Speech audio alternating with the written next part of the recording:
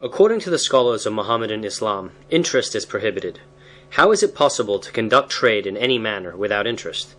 Is it possible that Muhammad, who was a trader on behalf of his wife Khadija, would forbid common interest? Usury is from the Latin usura, interest, was defined originally as charging a fee for the use of money. This usually meant interest on loans, although charging a fee for changing money as at a bureau de change is included in the original meaning. In modern terminology, it is the action or practice of lending money at unreasonably high rates of interest. It is very important that the listener should be made aware of the following traditions regarding Muhammad and trade. According to the biography of Muhammad, as accepted universally by his followers, he was taken as a youth on trading trips by his uncle Abu Talib, who had become the guardian of the orphan Muhammad. Ibn Ishaq, page 81. The following is the tradition regarding Khadija and Muhammad. Khadija, who was Muhammad's first wife, was a businesswoman. She needed the services of an honest individual to manage her trade. At that time, Muhammad, who was 22 years of age, was recommended as a suitable choice for the job by several notable people of Mecca. Due to his success in various commercial-related ventures, Khadija prospered in her business. From the above, one must logically assume that Muhammad had to deal with very important trading transactions, both before and after his marriage to Khadija, that required the use of interest on money either lent or borrowed. It is a historical fact that such commercial agreements and transactions were taking place thousands of years before Muhammad. Hence, he must have understood very well that no business could be conducted without the use of the medium of interest, excepting in the cases of barter dealings. He also may have encountered cases when exorbitant interest rates were either demanded or applied. In any case, based upon Muhammad's background as a merchant, it is inconceivable that he would have prohibited the ordinary use of interest by his followers. In the Quran, interest is called riba, which is copied from the Hebrew ribit and is vehemently condemned. Unfortunately for his followers, Muhammad died before having had the details of the matter explained. Muhammadan scholars, the ulama, worked out an impressive body of literature on usury to circumvent it theologically. Al-Baqarah 2.275. Those who devour usury, يأكلون الربوة, will not stand except as stands one whom the evil one by his touch has driven to madness. That is because, they say, trade is like usury, but Allah has permitted trade and forbidden usury. Since Allah permitted trade, and trade cannot function without interest, then logic dictates that in Muhammad's mind, usury meant actually exorbitant rates of interest. Al-Baqarah 2.276. Allah will deprive usury riba of all blessing. Al-Imran 3.130. O ye who believe, devour not usury, riba, doubled and multiplied. Az'afa mudha'afata. But fear Allah that you may prosper. In fact, that in the verse above the terms doubled and multiplied is used with such vehemence could have only applied to exorbitant interest rates. Al-Nisa 4.161. That they, the Jews, took usury, al-riba, though they were forbidden, and that they devoured men's substance wrongfully. If usury in the verse above means common interest, then Muhammad's Quran falsely, ignorantly, and of course erroneously accuses the Jews of breaking their own law regarding interest. Moreover, there is no concept of usury in the Torah, since lending with interest is considered a bilateral agreement between two parties, invariably between a Jew and a non-Jew. Interest, contrary to the Quranic verse above, was not forbidden at all, especially between an Israelite and a stranger.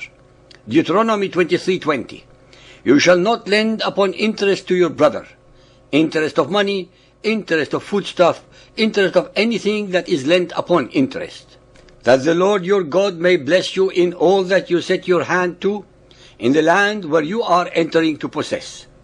It should be understandable that since a non-Jew would only lend a Jew with interest, then the reciprocal should also be valid.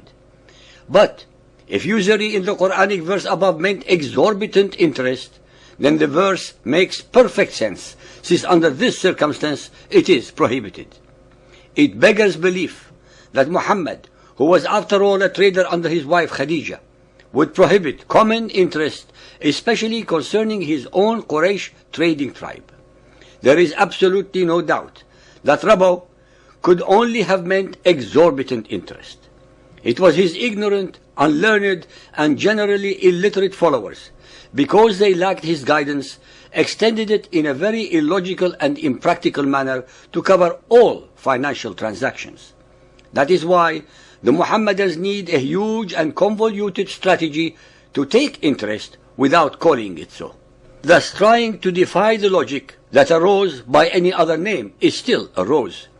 Although interest is prohibited under Sharia law for the allegedly noble reason that all earning should be as the result of one's own sweat and effort, nonetheless, and based upon their own historical records, Muhammad and his followers found much simpler ways of enriching themselves by dispossessing, enslaving, conquering and plundering others of their produce and wealth.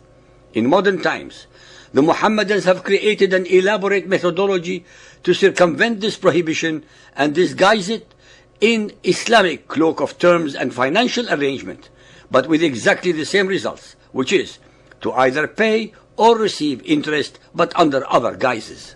What the Muhammadan records prove is that when it was applied to those who were not his followers, the unbelievers, such as the Jews and Christians to start with, he demanded and extorted in many cases up to 50% of their produce without any physical or financial input from him or his followers.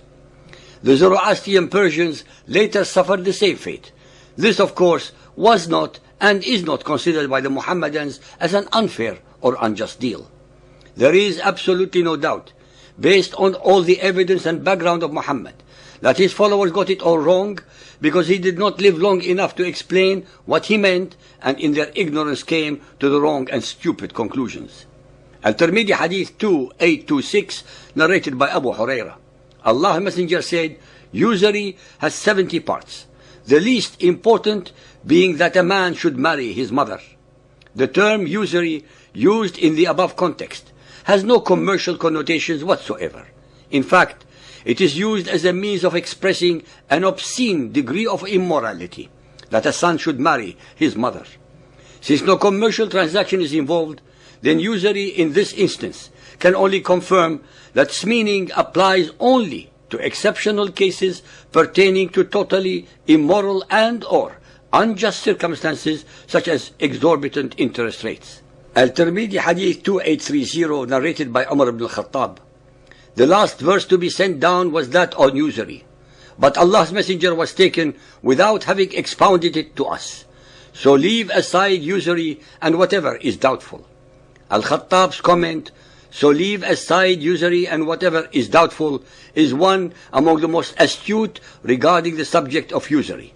He is implying that since Muhammad had not detailed its meaning, Muhammadan scholars should not make a huge and uninformed issue of it. Sunan Abu Dawood Hadith 4858, narrated by Sa'id bin Zayd.